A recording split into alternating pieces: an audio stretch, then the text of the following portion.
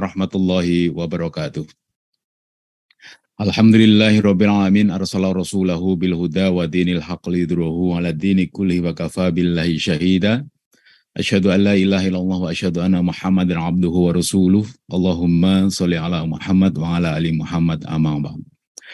Segala puji bagi Allah yang telah menurunkan Muhammad sallallahu alaihi wasallam sebagai pembawa agama yang hak sehingga mengunggulkan agama ini atas semua agama sehingga Allah sebagai saksinya. Yang saya muliakan, guru kita, sepuh kita, pemimpin kita, penasihat kita, sesepuh kita, Bapak Profesor Dr. Amir SMA PhD, dan semoga Allah berkahi umur beliau, amin ya rabbal alamin. Kemudian yang saya hormati Sekretaris Majelis Syuro, Ustadz Al-Sufri Idrus Sambo, dan juga tadi Mas Hanafi, anggota Majelis Syuro kita, dan seluruh jajaran. Kemudian Majelis Pengawas, Majelis Etik, Mahkamah Partai, yang sangat saya banggakan, kemudian yang saya cintai Mas Ridho Rahmadi selaku Ketua Umum Partai Umat dan seluruh jajaran, kemudian DPP Partai Permata Umat, Garda Umat, dan seluruh ortom dan jajaran yang berbahagia, semua sahabat, pengurus, kader, dan simpatisan seluruh Indonesia. Sungguh bahagia, tadi telah dibuka acara yang sangat indah ini dengan zikir, kemudian nanti akan dilanjutkan dengan susunan acara seperti yang sudah-sudah ya kemarin. Namun hari ini ustadznya baru, bagi kita mungkin baru pertama kali untuk mengisi acara taati kita, taklim Jumat pagi, Dr. Kiai Haji Fahmi Salim MA. Beliau alumni Mesir, Al-Azhar Mesir, yang sudah biasa melintang di TV One di Damai Indonesiaku. Lalu nanti ditutup dengan doa bersama oleh Kiai Haji Anfusri Sidrus Sambo. Baik, oleh karena itu saya serahkan sepenuhnya, ini ada ngaji utama kita, Mas Kiai Haji Fahmi Salim MA. Kali ini akan menyampaikan satu tema yang menarik tentang syiasyah, yaitu tazkiyatun nafs untuk mujahid syiasyah. Saya kira ini sangat tepat sekali untuk kita di Partai Umat. Kami persilahkan Mas Fahmi, nanti ada tanya jawab di akhir ceramah ini, kami persilahkan.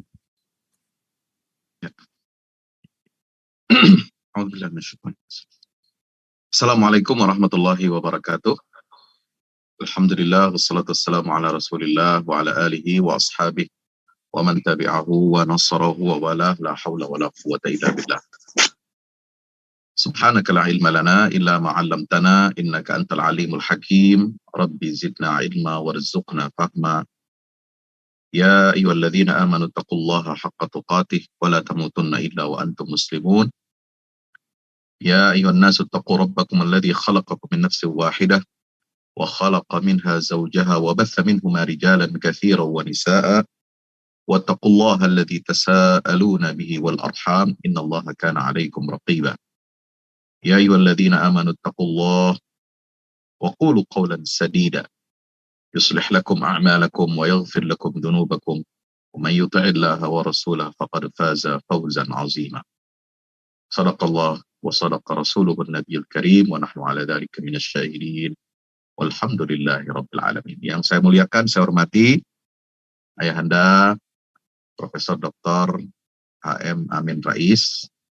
Semoga Allah menjaga beliau dan senantiasa memberikan kesehatan lahir batin, kekuatan dalam berdakwah, dalam membimbing umat ini ke jalan yang insya Allah diridhai oleh Allah Subhanahu wa Ta'ala.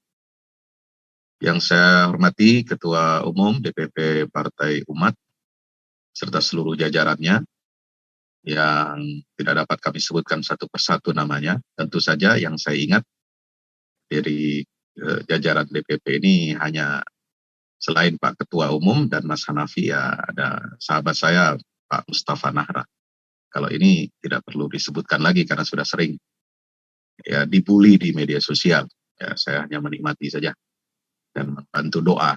Ya, mudah-mudahan Pak Mustafa dan semua kawan-kawan di DPP Partai Umat senantiasa istiqomah menjalankan perintah Allah dan contoh-contoh dari baginda Rasulullah SAW dalam memperjuangkan aspirasi umat ini.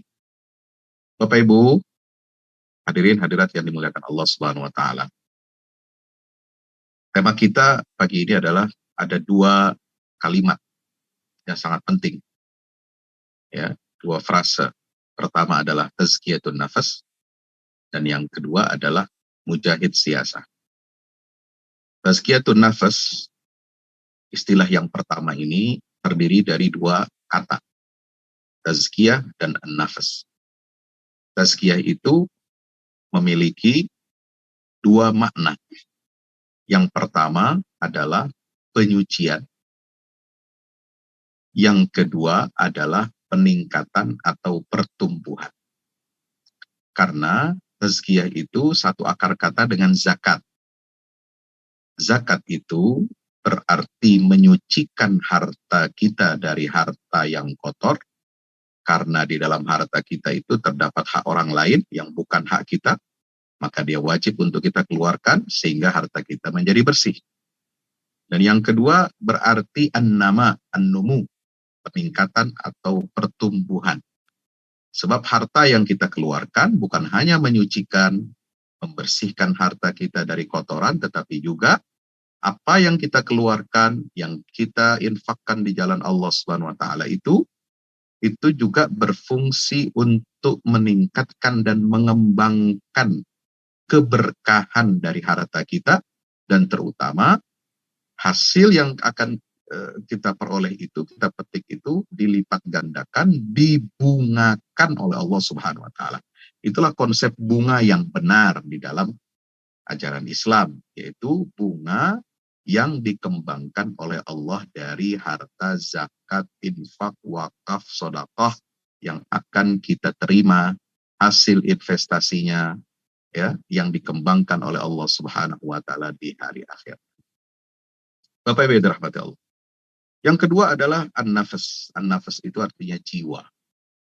Bisa juga dekat maknanya katanya dengan al-qalb atau hati. Tapi tentu antara qalb dengan jiwa atau hati dengan jiwa tentu terdapat perbedaan.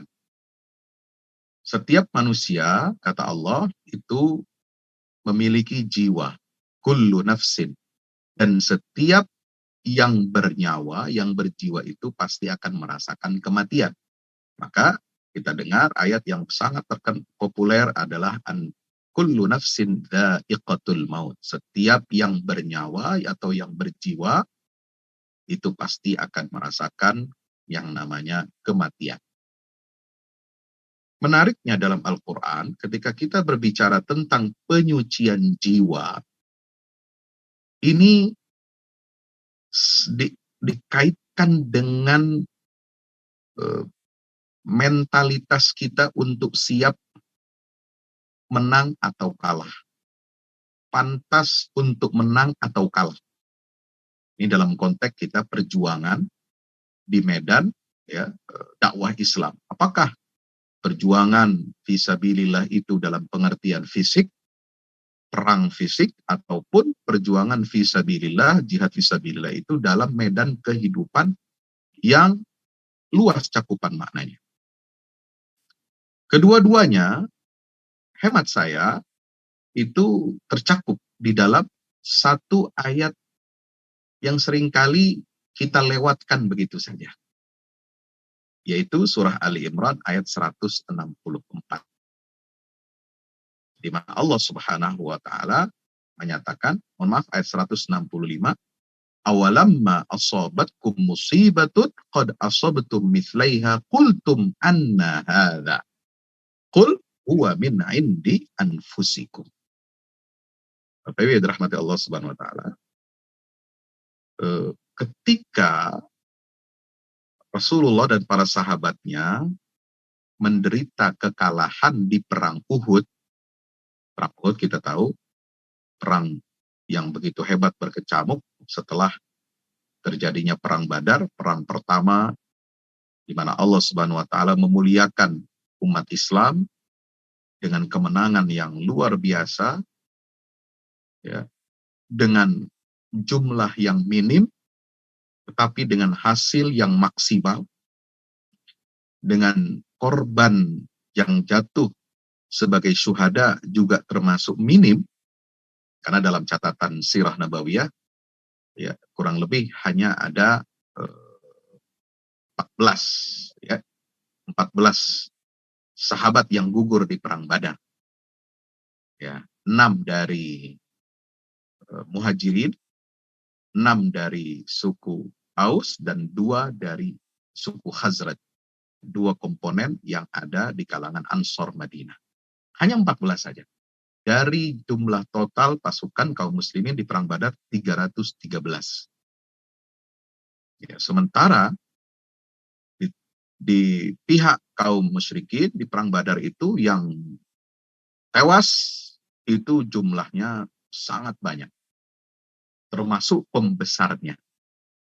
Siapa? Abu Jahal, Umayyah bin Khalaf, dan seterusnya dan seterusnya. Sehingga kaum musyrikin di Mekah itu setelah kekalahan di perang Badar, mereka sudah bertekad untuk membalaskan dendamnya.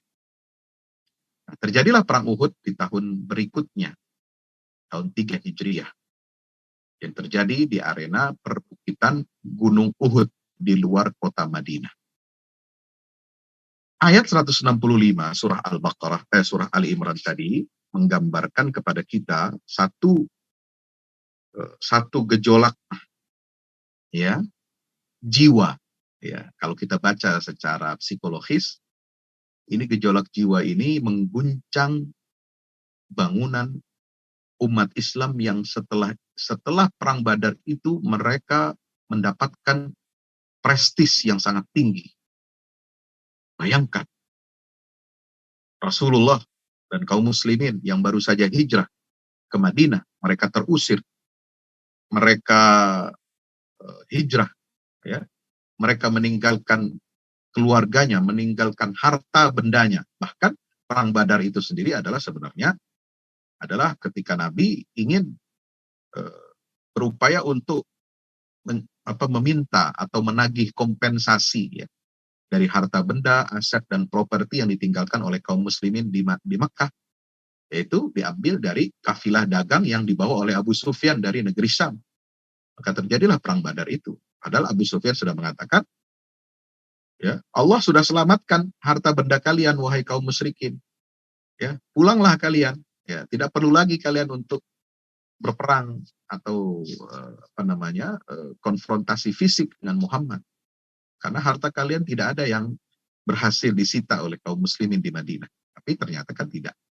Mereka tetap ingin perang dan sudah gengsi ya keluar dengan 1.000 pasukan mereka untuk menyelamatkan kafilah Abu Sufyan.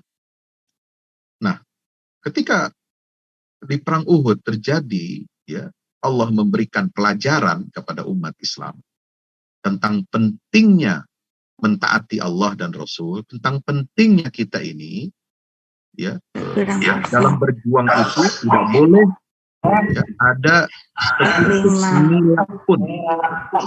Mohon maaf, boleh itu apa? Ya, tidak boleh ada setitik nila pun di dalam hati dan jiwa kita, perasaan atau kecenderungan untuk hubbud dunia, cinta dunia. Ya. Maka itulah yang menyebabkan terjadinya kekalahan di perang Uhud. Nah, Allah mengingatkan kepada kita di ayat 165 surah Ali Imran. Awalamma asabatkum musibah.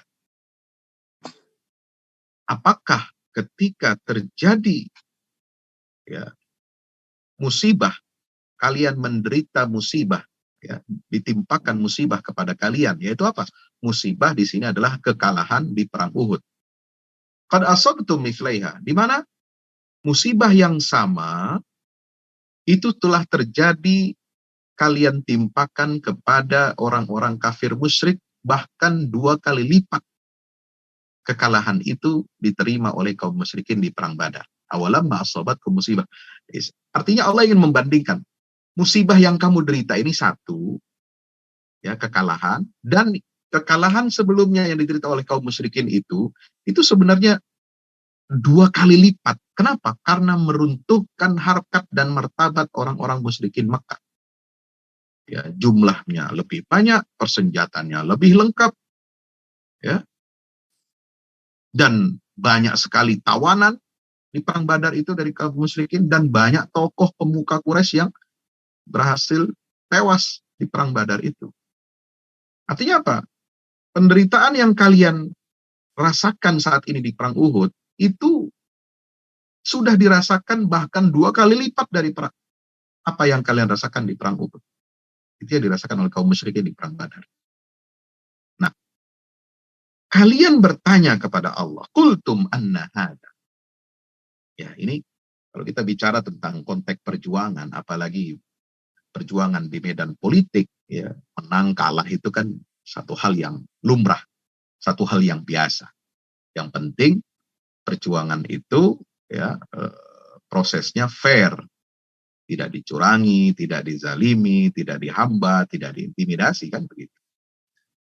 Nah, wajar kalau kita umat Islam ini bertanya, ya, "Qultum anna hada," dari mana sumber kekalahan ini?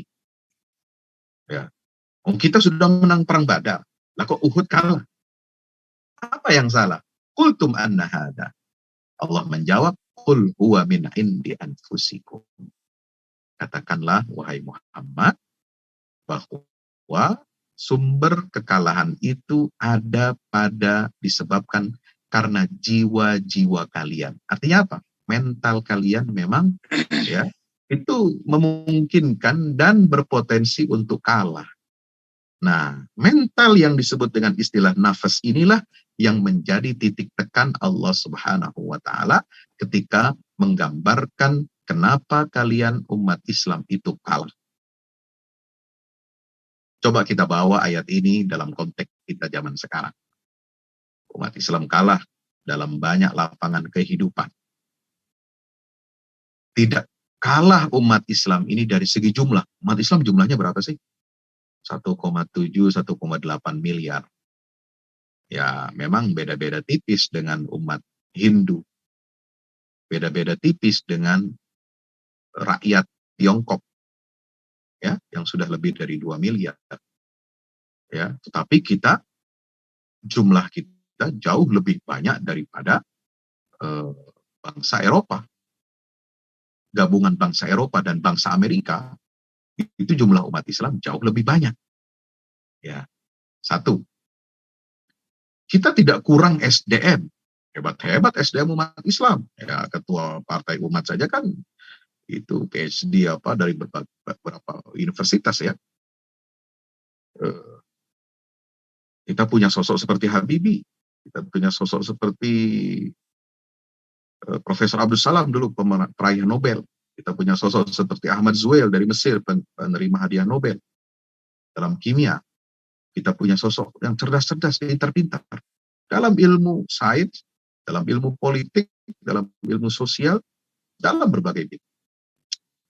Umat Islam juga tidak kalah dalam hal ekonomi. Ya, mohon maaf, meskipun kita memang banyak yang tertinggal ekonomi kita, tetapi secara makro umat Islam ini juga memiliki sumber daya alam yang melimpah. Ya, coba lihat, perhatikan dari ujung barat sampai ujung timur, dari utara selatan bola dunia ini, negara-negara atau negeri-negeri yang dihuni oleh umat Islam itu adalah negeri yang disebut oleh sejarawan kuno sebagai bulan sabit yang membentang dari Afrika Utara, Timur Tengah sampai ke Asia Tenggara. Itu membentuk bentangan bulan sabit. Makanya wajar kalau lambang negeri Islam itu atau negeri Muslim itu disimbolkan dengan simbol bulan sabit. Karena memang kalau kita lihat dari peta dunia itu seperti itu. Ya, itu adalah wilayah yang subur-subur. Ya, mulai dari ada sungai Nil, ada Efrat, ada Tigris di Irak terus membentang sampai ke Asia Tenggara. Kita tahu wilayah yang sangat subur dan kaya dengan natural resources, ya, sumber daya alam yang luar biasa. Di negara Timur Tengah itu adalah negara petrodolar, ya, emas hitam, ya, kira-kira begitu. Bukan emas Jawa, ya. emas hitam, ya ini sumber bahan bakar minyak di dunia. Kalau kita bicara Indonesia, lengkap sekali sumber daya alam kita, mulai dari mineral, tambang, ya, dengan berbagai macam jenisnya. Kemudian bukan hanya itu, kalau kita bicara sumber energi terbarukan, mulai dari biofuel, biodiesel, sampai sekarang yang katanya ingin mentransformasi sosial, transportasi berbasis bahan bakar fosil itu bisa diganti dengan listrik lah. Sumber listrik kita di sini luar biasa ya, dengan baterai listrik itu yang kita punya, tapi sekarang siapa yang memiliki?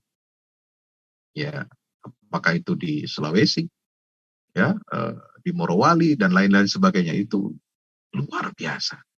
Kita punya tambang batu bara yang luar biasa. Jadi dari segi fisik, dari segi kekayaan, dari segi otak, umat Islam ini tidak lemah, tidak bodoh. Tetapi yang lemah ini adalah, yang kalah kita ini adalah mental. Qul huwa min indi anfusikum. Mental kalian itulah yang siap untuk terjajah dan pantas untuk kalah. Kalau bicara dalam konteks perang Uhud, yang menyebabkan kalian kalah itu kata Allah, ini bukan kata manusia, bukan kata Nabi SAW. Qul huwa min indi anfusikum. Kalian perang Uhud itu jumlahnya sudah jauh lebih besar daripada perang Badar. Persiapan kalian juga sudah lebih baik daripada perang Badar. Kesiapan fisik kalian lebih baik daripada perang Badar. Meskipun ada yang berkhianat seperti kaum munafikin yang dipimpin oleh Abdullah bin Ubay bin Salul di perang Uhud, ya wajar, ya itu biasa terjadi, dan Rasulullah sudah siap untuk membaca situasi itu, karena di perang Badar pun mereka juga berkhianat. Ya, semua sudah diperhitungkan, dan Rasulullah sudah menyiapkan pasukan pemanah untuk tetap tinggal di atas bukit Rumat. Pesan Nabi, tidak boleh kalian turun dari bukit pemanah itu, apapun harganya dan bagaimanapun situasi, kalian harus tetap berada tinggal di atas tempat itu. Dan sebelum perang berakhir, jangan kalian teralihkan fokus kalian dari upaya untuk menghalau musuh kaum musyrikin. Jangan sampai mereka sudah meninggalkan arena pertempuran lalu kalian sibuk, tertuju mata kalian untuk memungut dan mengumpulkan harta rampasan perang. Itu perintah Allah dan Rasulnya. Dan ini yang kemudian terjadilah pelanggaran itu. Hal ini yang kita baca dari firman Allah Subhanahu wa taala, ya Bapak Ibu yang dirahmati Allah Subhanahu wa taala. Kelemahan yang terjadi pada tubuh umat Islam yang disebutkan dalam ayat yang singkat itu, Qul huwa min indi anfusikum, penyebab kekalahan itu karena mental kalian. Ya, bukan karena jumlah, bukan karena otak kalian lebih bodoh, ya, bukan karena strategi kalian kalah canggih, bukan karena kalian tidak punya fulus, bukan, tapi karena mental. Nah, ini yang digambarkan di ayat sebelumnya, ayat 152 surah Ali Imran, walaqad sadaqakumullahu wa'dah idh tahussunahum bi'izni hatta idza fashiltum wa tanaza'tum fil amr wa 'asaitum min ba'di ma arakum ma tuhibbun minkum may yuridud dunya wa minkum may yuridul akhir. Ya Allah, kalau kita baca ayat-ayat ini Bapak Ibu, ya, situasi perang Uhud, perang Badar, di ayat surat Ali Imran, surat Al-Anfal, ya. Ini sebenarnya pelajaran yang luar biasa untuk umat Islam. Bagi para pejuang-pejuang siasat, bagi para pejuang-pejuang Islam, kita harus bermuhasabah, introspeksi, dan berani melakukan otokritik. Siap untuk mereposisi, siap untuk bangkit. Ya, kuncinya ada di, ya, makanya peristiwa-peristiwa penting dalam sirah nabawiyah itu pasti diungkapkan, digambarkan secara terang benderang di dalam Quran. Kalau peristiwa kelahiran Nabi, ada nggak dalam Quran? Tidak disebutkan prosesnya, ya. Itu kan cuma hanya dalam riwayat-riwayat. Nah, riwayat ini kadang-kadang tercampur antara yang sahih, yang dhaif, bahkan maudhu. Ya, bahkan sering dikritik oleh Pak Quraisy Shihab ya. Amin ini sahabat dekatnya Pak Quraisy. Beliau itu suka mengkritik bacaan orang umat Islam kalau memperingati Maulid itu baca Maulid itu ada bagian-bagian yang sering dikritik dalam bacaan atau istilahnya riwayat-riwayat Maulid itu. Ada yang berlebihan, ada yang tidak sesuai dengan ini dan fakta, sejarah dan sebagainya. Karena memang bukan itu yang menjadi fokus ya untuk membenahi dan mengislah mereformasi kebangkitan Islam ini, bukan dari peristiwa kelahiran Nabi SAW. Maka tidak disinggung dalam Al-Quran. Al-Quran bahkan hanya menyinggung peristiwa terjadi yang sebelum kelahiran Nabi Muhammad, yaitu apa? Tentang penyerangan Abrahah untuk menghancurkan Ka'bah. Alam tara kaifa fa'ala rabbuka bi ashabil fil alam yaj'al kaidahum fi tadlil wa arsala 'alaihim tayran ababil tarmihim bihijaratin min sijilin faja'alahum ka'asfin ma'kul. Itu sebagai apa? Ibrah bahwa Allah pasti akan menjaga agama ini.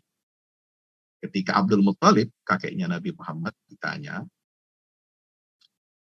"Wahai Abdul Muttalib, engkau ini pemuka Quraisy, pemuka Makkah. Engkau ini penjaga Baitullah, pemegang kunci Ka'bah.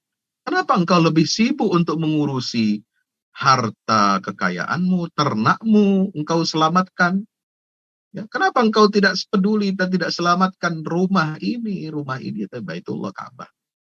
Apa jawab Abdul Muttalib singkat? Saya harus menjamin keselamatan aset saya, ternak saya, keluarga saya. Ya, karena tidak ada jaminan mereka akan selamat. Tapi kalau rumah Allah ini, inna lihadzal baiti rabban yahmihi. Rumah Allah itu ada pemiliknya, dan pemiliknya yaitu Allah pasti akan melindungi dan menjaga. Itu sudah dijamin. Sama seperti kita, kalau kita bawa ungkapan itu dalam konteks sekarang, Islam ini pasti dijaga oleh Allah. Islam sebagai ajaran.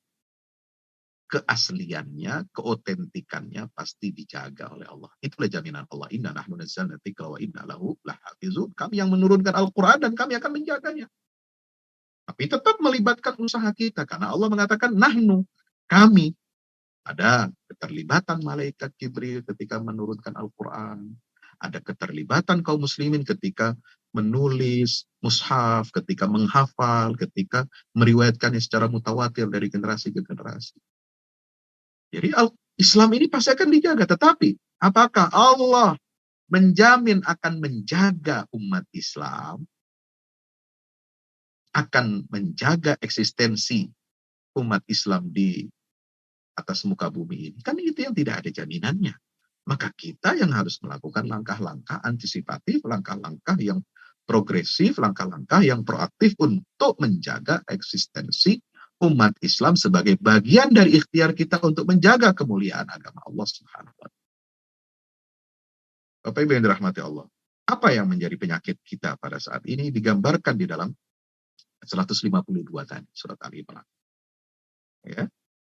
Benar, kalian telah, ya, Allah Subhanahu wa Ta'ala telah membuktikan janjinya, iltahsunahum bi'idznih. Ketika kalian mampu untuk membunuh kaum musyrikin di perang Badar dengan izinnya. Hatta idza fasiltum, tapi ingat, sampai detik ketika kalian, ya dulu kalian berhasil menang, ittahussunahum bi'idznih, mengalahkan kaum musyrikin perang Badar. Tapi itu terjadi hanya sampai ketika kalian gagal, ketika kalian tercerai-berai, tanaza'tum fil amri, ketika kalian berselisih, ya, wa asaitum min ba'di ma arakum ma tuhibbun, dan kalian bermaksiat, melanggar. Ya. Apa yang telah aku putuskan, kata Allah, untuk kalian, min ba'di ma arakum ma tuhibbun. Ya, itu melanggar perintah dari Nabi kita Muhammad SAW. Jangan turun dari bukit, jaga-jaga perbatasan, jaga-jaga kita punya pasukan, Jangan kalian turun untuk mengambil rampasan perang, jangan kalian silau dengan harta dunia, tapi itu kalian langgar. Minkum mayuridud dunya wa minkum mayuridul akhirah. Nah ini, tazkiyatun nufus, penyucian jiwa buat para pejuang. Sebab di antara kalian, kata Allah, ada yang menghendaki dunia yang fana ini, dunia yang singkat ini, dunia yang, kata Nabi, hilwatun khadirah. Ya, dunia itu, materi dunia ini manis dan hijau. Menyenangkan. Kita pengen ya senang dengan rumput yang hijau kan. Ya, senang dengan materi dunia. Minkum mayuridud dunia. Wa minkum mayuridul akhirah. Tapi Allah juga tidak menafikan. Ada di antara kalian yang memang menghendaki akhirat.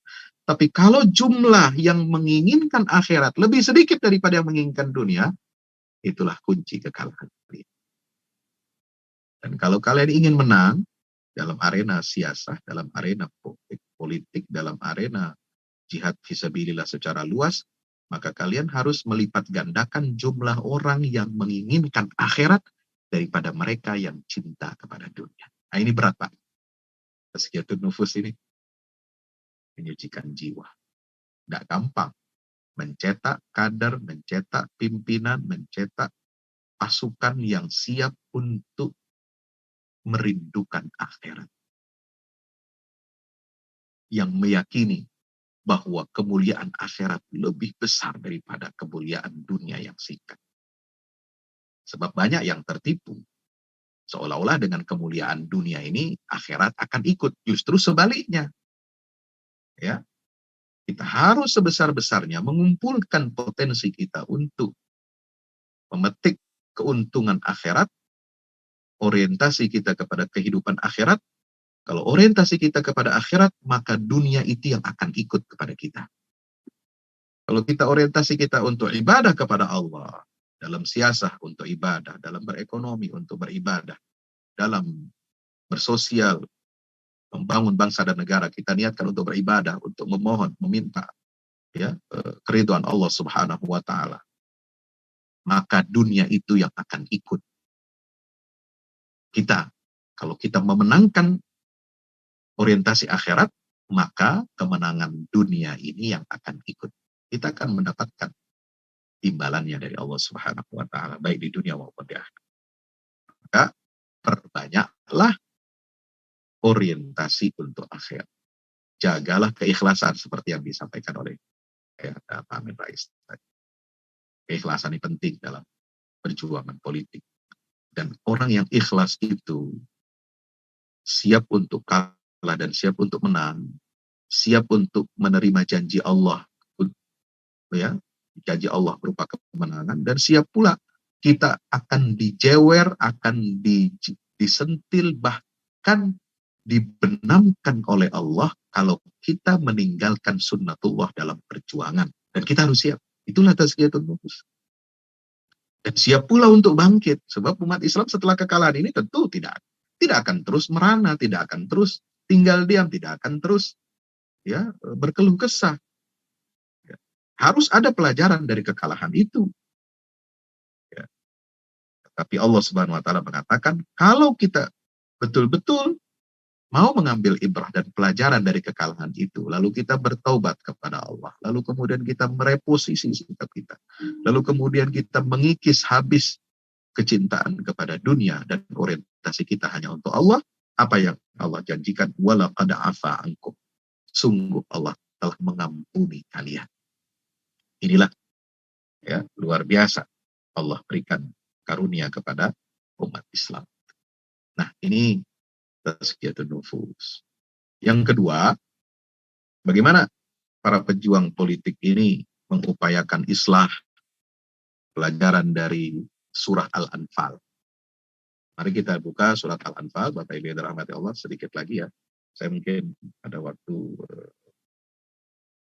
tadi kita mulai 5.30, mungkin 10 menit lagi ya. Sedikit dari surat Al-Anfal. Surat Al-Anfal ini semua berbicara tentang perang Badar ya, sejak dari awal. Jadi ketika Abdullah bin Abbas ditanya, apakah engkau mengenal surah Al-Anfal?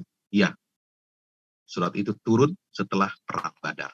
mengomentari semua peristiwa perang Badar sampai mengomentari tentang pembagian harta rampasan perang setelah perang Badar. Nah, surat Al-Anfal ini ada 75 ayat.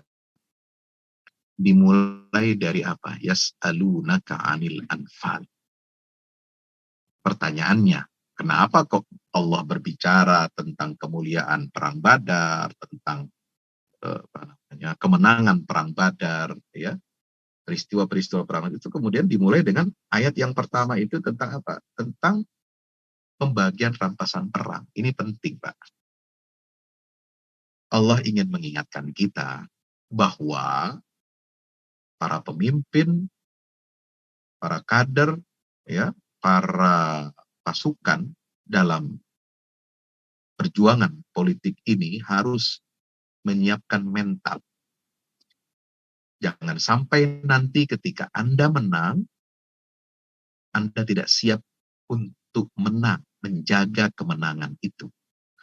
Apa yang harus kita antisipasi adalah soal persatuan.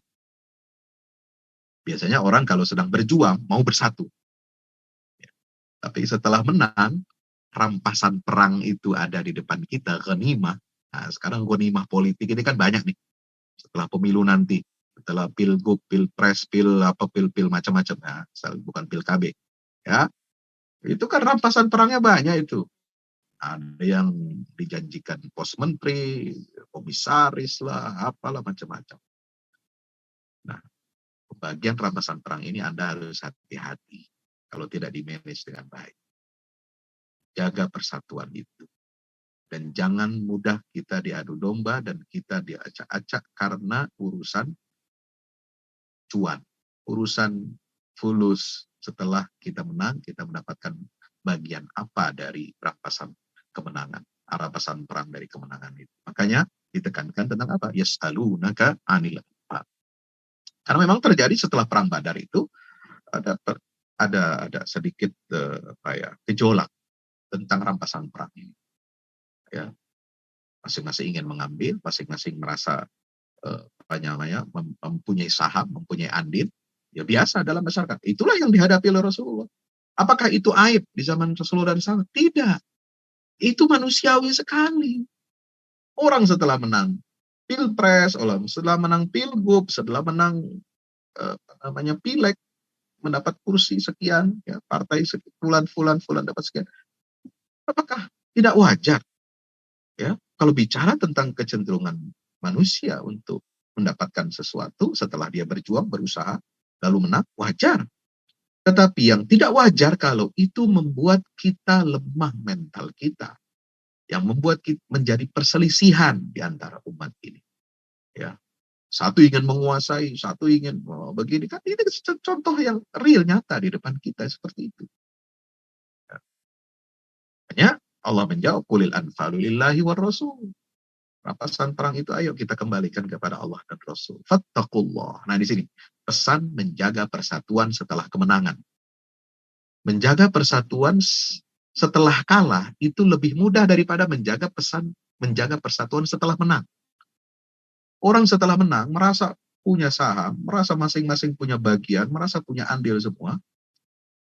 Kalau kita tidak pandai-pandai memanage hati, membersihkan jiwa, akan ada orang-orang yang sakit hati kalau kita tidak hati-hati, kalau kita tidak perbaiki, kalau kita tidak jaga hubungan sesama kita, barisan kita umat Islam. Nah, barisan yang sakit hati ini bahaya bagi keutuhan perjuangan setiap umat, setiap kelompok, setiap elemen.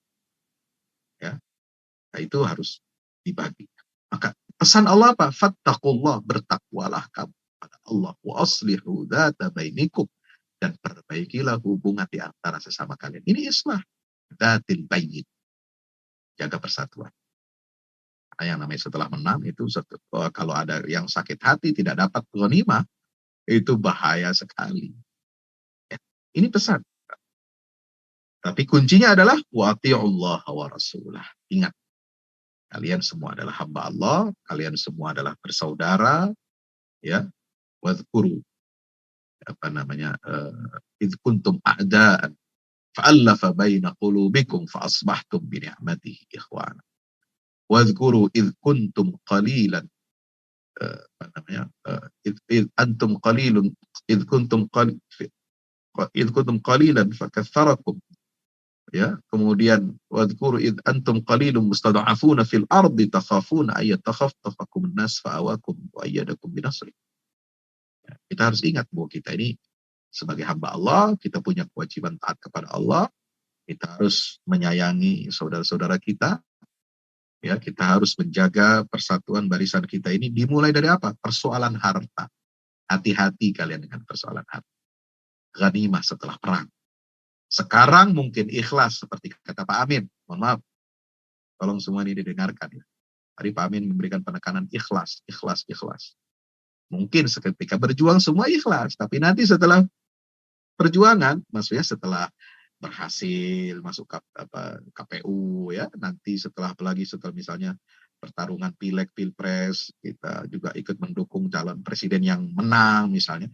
Lalu kemudian mendapatkan bagian ghanimah, itu kan dalam kalkulasi hitungan politik semua wajar. Tapi harus hati-hati, ini harus disiapkan dari sekarang. Mental, fattaqullah wa aslihu dzata bainikum wa ati'ullaha wa rasulah. Jangan sampai ghanimah perang itu justru yang akan menghancurkan kalian, yang akan memporak-porandakan persatuan kalian. Maka Allah mengingatkan innamal mu'minuna alladzina idza dzukirallahu wajilat qulubuhum. Ini sebenarnya ayat politik, Pak. Ya, tentang rampasan perang, surat Al-Anfal. Pesan-pesan. Siapa itu orang yang beriman? Ya, orang-orang beriman itu adalah mereka yang kalau disebut nama Allah akan bergetar hati mereka. Kalau dibacakan ayat-ayatnya, bertambah keimanan mereka. Dan mereka senantiasa bertawakal kepada Allah Ta'ala. Wa ala rabbihim yatawakkalun. Alladzina yuqimuna. Nah, saya kira DPP Partai Umat, Pak Amin sebagai pengarah, sebagai pembina, sebagai godfather, mohon maaf ya istilah ini ya, harus menyiapkan strategi, bukan hanya strategi pemenangan, tapi juga strategi dan metode tazkiyatun nufus untuk seluruh pimpinan dan para kader. Dengan memperkuat apa? Zikrullah. Hati. Membacakan ayat-ayat Allah. Terus digemakan. Di seluruh jenjang kader dan pimpinan. Kemudian tanamkan rasa tawakal kepada Allah. Ini dalam perjuangan siasa. Jangan kira ini urusan agama, urusan sholat saja yang perlu. Wajilat qulubuhum, tuliyat zadatum imana, wa ala rabbihim. Bukan hanya soal ibadah mahdhah. Ini ayat bicara tentang politik setelah perang Badar. Ya, bagaimana menyiapkan persatuan umat ini. Dimulai dari apa? Hati yang bersih. Ya, yang bergetar hatinya kalau disebut nama Allah. Jika dibacakan ayat-ayat yang bertambah imannya. Nah, alladzina yuqimuna shalah. Para pejuang politik ini jangan sampai meninggalkan sholat. Wa mimma razaqnahum yunfiqun. Jangan sampai pelit untuk berinfak di jalan Allah Ta'ala. Mereka itulah baru disebut sebagai ulaika humul mu'minuna haqqan lahum darajatun 'inda rabbihim wa maghfiratun wa rizqun karim. Itu satu pesan di surat Al-Anfal tentang menjaga persatuan barisan, ya, mengantisipasi nanti setelah menang itu dapat menerima seperti apa. Kalian harus tetap tawadhu, kalian kata Allah harus tetap menjadi hamba Allah yang bersaudara. Kalian harus menjaga sholat kalian harus tetap rajin berderma, berinfak di jalan Allah Subhanahu wa taala. Nah, pesan yang kedua terakhir dari surat Al-Anfal ini adalah jangan sekali-kali kita mengandalkan seolah-olah kita inilah, usaha kita inilah, ya, yang mengantarkan kita kepada kemenangan. Sebab kemenangan itu hanya milik Allah, bersumber dari Allah. Kalian menang dalam perang Badar pun, kata Nabi, kata Allah dalam Al-Quran, itu karena semuanya Allah yang intervensi. Falam taqtuluhum walakin Allah qatalahum wa ma ramaita idh ramaita walakin Allah rama. Satu. kalian tidak membunuh mereka. Yang membunuh mereka itu Allah sesungguhnya. Ya, Allah turunkan yumiddukum istastaghithuna rabbakum fastajaba lakum anni mumiddukum bi alfin minal malaikati murdifin.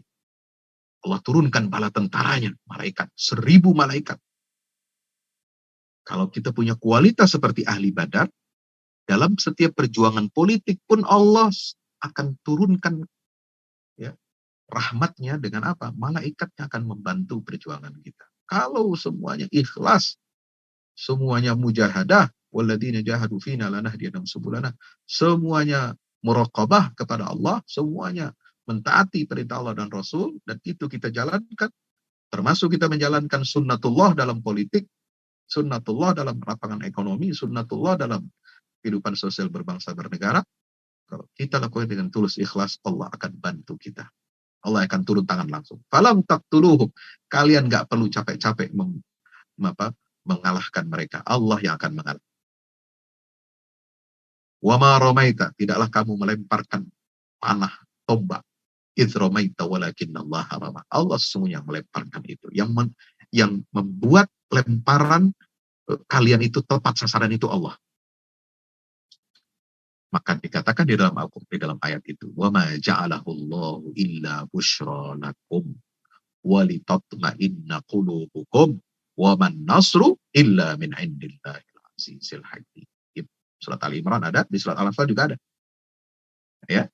Tidaklah Allah jadikan kabar gembira itu, turunnya malaikat itu kecuali sebagai kabar gembira buat kamu. Supaya hatimu juga tenang. Ya, qulub lagi nih, tazkiyatun nafas, islahul qalb, perbaikan hati. Dan ingat, tidak ada kemenangan wa man nasru illa min indillah. Tidak ada kemenangan kecuali itu semua bersumber dari Allah Subhanahu wa ta'ala. Maka kalau kita ingin menang, cari keridhaan Allah. Mendekatlah kepada Allah. Sesuaikan perbuatan kita dengan aturan Allah. Kalau Allah sudah ridho, Allah sudah cinta, Allah akan kita dan Allah akan kita. Wallahu a'lam bishawab. Assalamualaikum warahmatullahi wabarakatuh.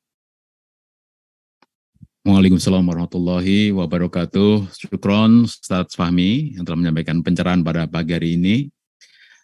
Mungkin 1-2 pertanyaan. Tadi ada Mbak Fatayati, kemudian ada Mbak Seli, ada 2. Kita coba pertama Mbak Wis. Munculkan kalau bisa. Di Solo apa di Jakarta ini? Mbak Wis masih mute itu. Oh, saya lupa menyapa Pak Sekjen. Ternyata hadir lebih dulu dari saya malam tadi ya. Assalamualaikum. Ada layar. Assalamualaikum. Warahmatullahi wabarakatuh.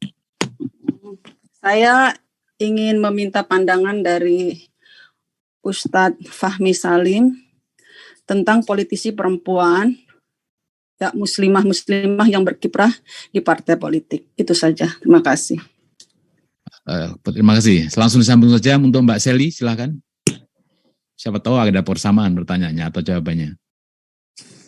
Silakan di-unmute.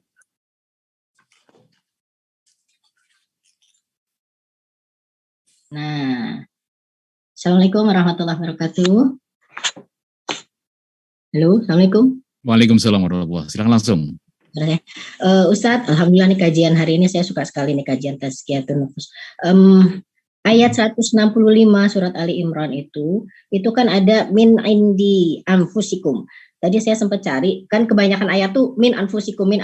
Jadi hanya ada 2, tadi saya temukan 2 ayat yang ada indinya. Apa makna ada kata indi di sini, Ustadz? Apakah memang dalam konteks kalimat ini harus ada kata indinya atau ini ada penekanan tertentu dari Allah? Itu aja. Syukran. Assalamualaikum. Waalaikumsalam. Silakan Ustadz Fahmi.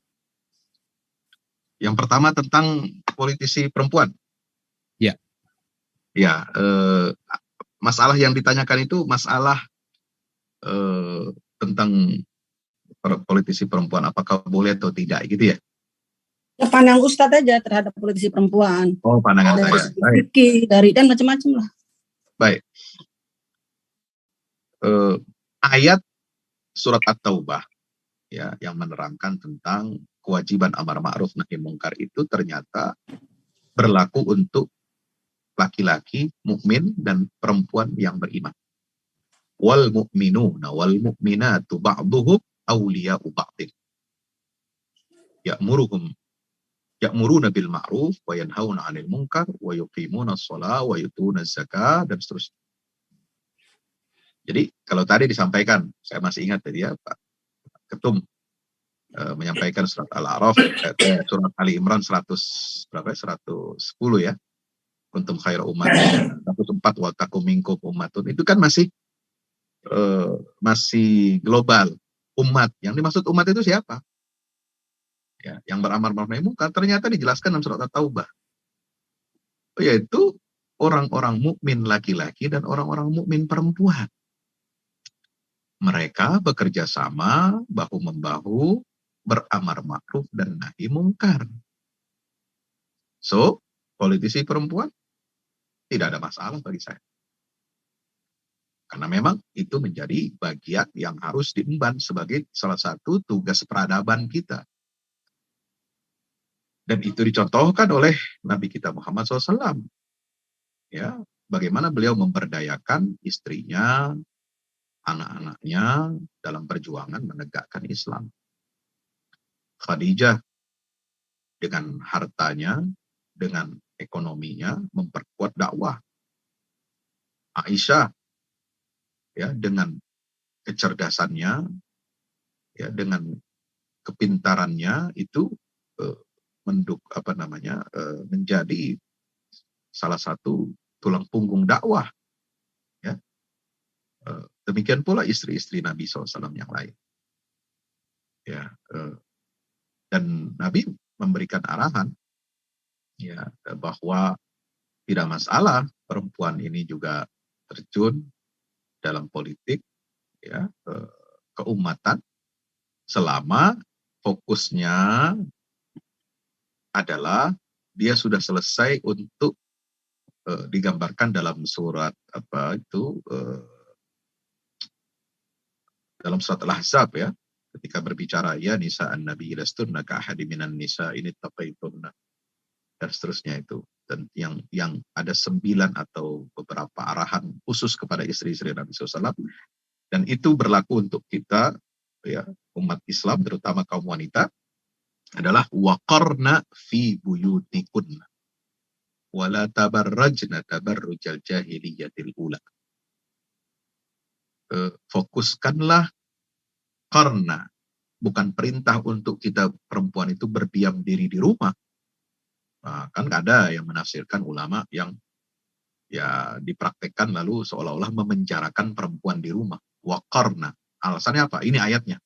Waqarna fi buyutikunna, berdiamlah kamu wahai perempuan, istri-istri Nabi dan istri dan umat Islam secara umum, perempuan. Fi buyutikunna, diam saja di rumah. Sampai saya lihat itu ya Pak Mustafa, saya lihat di Instagram, di Reels itu ada yang membanggakan begini, mohon maaf, ini mungkin otokritik ya kepada kita umat Islam. Contohlah itu wanita-wanita muslimah di satu negeri, di Yaman ya, di Yaman. Apalah nama daerahnya yang situ banyak itu habaib. Contohlah itu perempuan-perempuan muslimah di negeri ini, di Hadramaut di Tarim itu ya. Perempuan itu tidak keluar dari rumahnya kecuali dalam 3 hal. Pertama, ketika dia kecil masih bermain-main, ya, belum pakai jilbab, belum akil balik, masih boleh main-main di luar rumah. Yang kedua, perempuan itu baru keluar setelah dia menikah, ya, diboyong ke rumah suaminya, itu baru keluar rumah katanya. Jadi pertama perempuan itu keluar dari rumahnya bermain-main di teras halaman masih kecil, belum akil balik. Yang kedua, setelah itu dia tinggal di rumah terus. Setelah itu yang kedua baru dia keluar ketika pindahan boyongan ke rumah suaminya yang baru menikahi dia. Yang ketiga, dia baru keluar rumah ketika dia mati dibawa ke kubur. Coba bayangkan. Masa perempuan itu seluruh fase hidupnya hanya tinggal di rumah saja, kecuali dalam 3 hal tadi. Apa benar begitu Rasulullah mempraktekannya? Ini kan harus kita berpikir kritis ya. Ya, istri Nabi itu keluar mendampingi Rasulullah, diundi ikut dalam peperangan. Ya, perang Badar itu istri siapa yang dibawa, perang Ahzab siapa yang dibawa, perang Uhud. Selalu Nabi membawa istrinya beliau, mendampingi beliau. Kemudian Nabi mengarahkan perempuan-perempuan itu dalam peperangan jihad, ya, perang fisik ya, itu ya, ditugaskan untuk di bagian logistik, masak makanan, kemudian dalam bidang kesehatan, ya, mengobati, merawat mujahid-mujahid yang terluka. Nah, kalau perempuan tidak keluar itu bagaimana saat itu? Siapa yang merawat korban ini, yang luka-luka ini? Siapa yang masak makanan? Siapa yang membagikan roti? Siapa yang memerah susu untuk konsumsi para mujahidin? Ya, itu kan peran-peran politik semua, meskipun dia tidak membanggul senjata, gitu ya. Tapi kan ini peran pendukung yang luar biasa. Dalam ajaran kalau kita bicara fikih, para fuqaha itu ya jumhur membenarkan bahwa perempuan bisa menjadi hakim, bisa menjadi qadhi dalam urusan-urusan yang berkaitan dengan perempuan. Sebagaimana istri Rasulullah Aisyah itu menjadi qadhi dalam urusan keluarga. Ya. Ada qadhi dalam urusan yang perkara-perkara umum, tentang faraid, tentang fikih, tentang peradilan, itu kan Nabi menyebutkan sahabat-sahabat, namanya disebutkan. Nah, untuk urusan yang berkaitan dengan perempuan itu perlu ada qadhinya juga. Bisa jadi qadhi. Jadi wali, apakah boleh jadi pemimpin? Itu ikhtilaf. Tapi yang semua ulama sepakat, jumhur sepakat bahwa perempuan tidak boleh menjadi al-imamatul uzma, ya, menjadi khalifah, menjadi presiden, menjadi raja yang tertinggi, yang punya otoritas tertinggi. Kenapa? Karena bebannya sangat berat dan itu melebihi kapasitas, melebihi kemampuan seorang perempuan dalam menjaga emosi dan menjaga ritme pergerakannya. Nah, itu tanggung jawab laki-laki lah, kira-kira. Tapi untuk menjadi pemimpin perusahaan, ya, memimpin sebuah partai, misalnya menjadi bagian dari pimpinan partai, pimpinan ekonomi dan sebagainya, itu masih bisa dibenarkan selama dia menjaga etika, batasan-batasan yang sering dikutip oleh Syekh Qardawi, itu menjaga adab ketika berkumpul, tidak ikhtilat dengan laki-laki atau berdua-duaan dengan laki-laki, berkhalwat, ya, menjaga suaranya, menjaga pandangannya, ya. Nah, kemudian juga menjaga keluarganya tidak terbengkalai, itu juga menjadi bagian dari etiket yang harus diindahkan. Yang kedua, tentang min anfusikum dengan min indi anfusikum. Ada perbedaan titik tekan, ya. Kalau min anfusikum itu maknanya adalah bagian tab'id. Contoh misalnya tadi ayat yang mengatakan wa khalaqa minha zawjaha. Itu kan dari min nafsin wahidah. Ya, Allah menciptakan kalian dari satu jiwa, dari satu asal yang sama, baik laki-laki maupun perempuan. Dan dari asal penciptaan yang sama laki-laki itu, maka Allah ciptakan pasangannya itu perempuan. Itu langsung min nafsin wahidah. Nah, ada ayat yang terkena tentang pernikahan, ya, yang mawaddah warohmah itu kan, ya, litaskunu ilaiha wa ja'ala bainakum mawaddatan warohmah. Itu apa ayatnya? Min anfusikum azwaja. Ya, itu kan ayat seperti itu. Wa min ayatihi an khalaqalakum min anfusikum azwaja. Di antara tanda-tanda kebesaran Allah adalah Dia menciptakan kalian, ya, min anfusikum azwaja.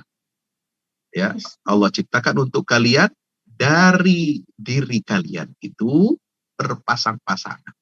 Artinya dari di situ min itu ketika langsung dinisbatkan kepada anfus itu biasanya bersifat fisik secara umum. Kalau kita baca sirkulasi ayat kata ini dalam Al-Quran itu min anfusikum biasanya itu adalah bagian biologis secara fisik. Tapi kalau min indi anfusikum itu tidak bicara tentang aspek biologis, fisik. Tapi itu adalah berbicara tentang psikologis, mentalitas. So apa? Ayat tentang musibah juga kan ada tuh yang terkenal. Apakah min indillah atau min indi anfusikum? Musibah nih yang buruk-buruk yang kita rasakan, misalnya menurut kita buruk, itu apakah berasal dari Allah atau berasal dari diri kita? Allah mengatakan, kullum min indillah. Semua musibah, semua peristiwa yang terjadi di dunia ini, semuanya bersumber dari Allah, berasal dari Allah, ditetapkan oleh Allah. Nah ini kan berkaitan dengan mental. Termasuk di sini, penyebab kekalahan kalian. Qul huwa min indi anfusikum. Itu semua karena dari sisi mental kalian. Wallahu a'lam. Terima kasih Ustadz Fahmi. Sebenarnya ada beberapa penanya lagi, cuman sudah lewat waktu panjang ya. Jadi next time yang akan bertanya mungkin bisa disambung pada pekan depan supaya hadir lagi maksud saya. Masih ada 2-3 ya, tapi karena waktunya sudah melewati dan banyak yang tadi WA saya banyak acara lain akan ceramah dan sebagainya. Jadi kami mohon mengucapkan mohon maaf. Nanti pertanyaan bisa disambung pada pekan depan.